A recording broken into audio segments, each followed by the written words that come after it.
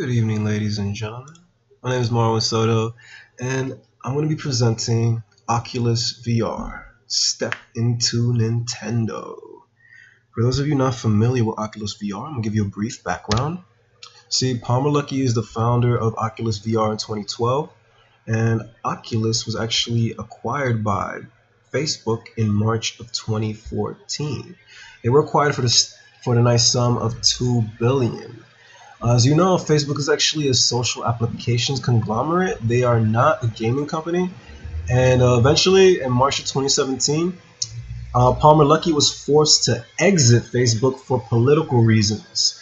See, he actually invested in anti-Hillary billboard, and he became under scrutiny for being pro-Trump. He got a lot of hate on social media. Facebook didn't like it, and eventually they forced him to exit the company, as they say in publications. So let's look over the business model of Oculus. See, the most important thing is the revenue streams. We're talking about product sales, SDKs or development kits, where game developers develop content, and Oculus VR generates percentage from their game sales. Of course, they have their own game sales, and from marketing campaigns, they have content monetization. The customer segments, as you can see in the next slide, we have early adopters. They eventually become gamers as they fall in love with the device. Developers, because they're purchasing the SDKs and like providing more content to the Oculus store, which is of course attracting more users, and Oculus VR generates income from that. And then of course the gamers, they want a more immersive experience. But Oculus VR doesn't really have titles compared to the other consoles that people know and love. For example, PlayStation has God of War, Xbox has Halo, and Nintendo is known for Mario, Zelda, and much, much more. And let's look at the income forecast for Oculus. As you can see from Business Insider analysis of the forecast, excuse me, they're generating much more revenue in hardware sales than they are in software and games, which is completely backwards when you analyze WePC statistics for 2018. Gaming software is where the money at. That's the title. Hardware, we have 5.8 billion generated in 2016, 6.9 billion in 2017 generated in hardware. But much, much higher, we have in software sales 24.6 billion and 29.1 billion generated in 2017. And how does Oculus VR generate income? Again, we're talking about product sales, development kits, game sales, content monetization, and income generates from people that keep visiting the Oculus store. So they have to have a strong domain. The problem is that Oculus VR is only known for their hardware. They have limited gaming notoriety, they have low legacy, and low consumer demand. They have cool technology, but not that many applications and games that people really want to play with. So the objective is that I want to make Oculus more competitive. I want to increase their demand. I feel like they should seek a strong market force for people to buy their technology because of the content, not just the hardware. And this will increase the value of Oculus VR. This is actually an application called Wonderful You. It guides you through your first 9 months of life in a womb. So this, and among other applications and content, they have low replayability for obvious reasons. I don't know how many times you would like to revisit this experience, but I already did it once, and I don't look forward to the next time doing it with Oculus headsets. So I did an SEO analysis of the Oculus.com domain. As you can see, they have a 99% organic clicks.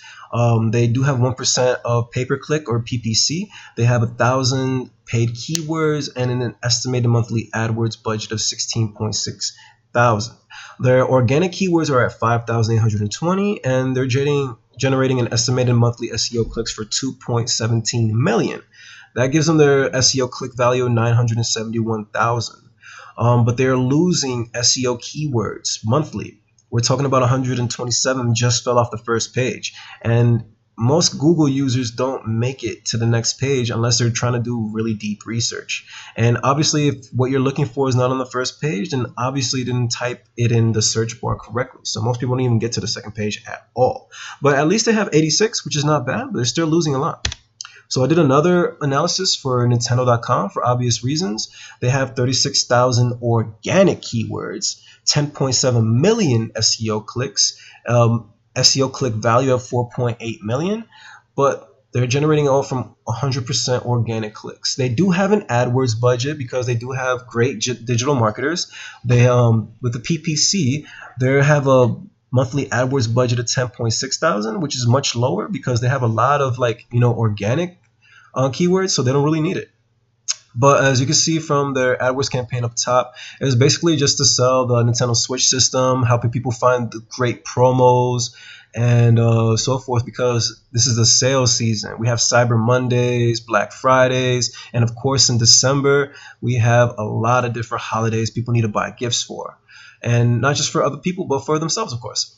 And over 1,000 made it to the first page this month, but 913 fell off the first page, which is pretty sucky, but at the same time, they're still generating more keywords every month.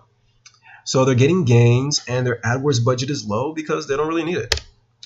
As you can see from global trends, we have Steam ranking the highest, but they're losing their trend in these incoming months.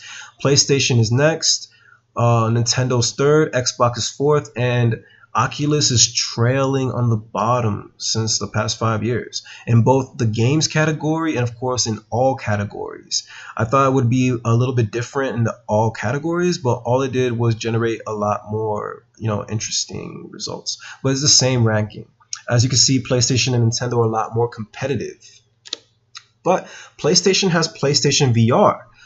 Steam has the HTC Vive, but the PlayStation VR is only $200. The HTC Vive, the basic model, is $500, but their newer model, the HTC Vive Pro, is over $1,000. That's pretty expensive when you can just buy like a really cool gaming PC. And Nintendo is coming out with some new technology, the Nintendo Switch glasses. And as you can see, they're actually just glasses. They don't provide a VR experience. They just strap your Switch to your face. And if you're playing a driving game, the Nintendo Switch has a gyroscopic device within it. So you're going to be basically breaking your neck if you hit those corners a little bit too hard while you're playing Mario Kart. So I don't really understand this concept. I guess they're really missing out some technology. And also they provided an immersive experience recently with the Nintendo Labo. As you can see, the robot kit, they have a driving kit for a bunch of different vehicles, and they have a variety kit. And everything is made from cardboard.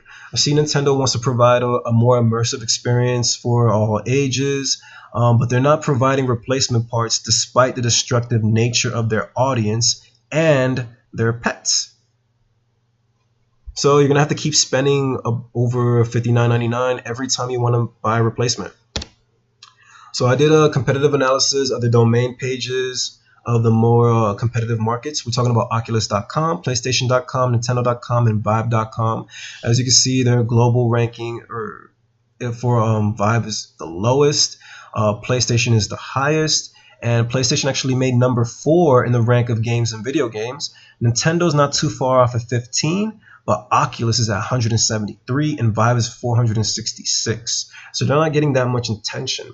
But the most important thing is the engagement on their page. So PlayStation is generating a lot of monthly visits, unique visitors, but Nintendo has the most page visits and the lowest bounce rate. So people are having a lot more fun on the Nintendo domain.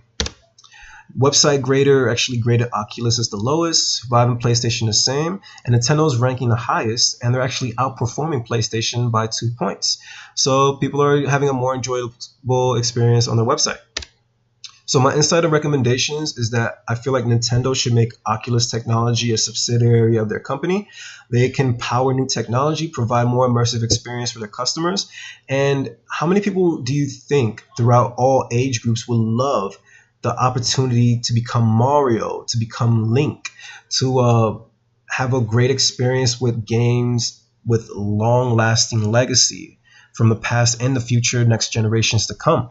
The market for VR is growing, so they can't They can't be left behind in technology. They will end up getting a headset, but it's up to Oculus whether or not they may be left behind. Another important thing that I feel we should look at is the software development kits, because Nintendo seems like they want to provide a more educational and immersive experience for the younger audience. So I feel like they should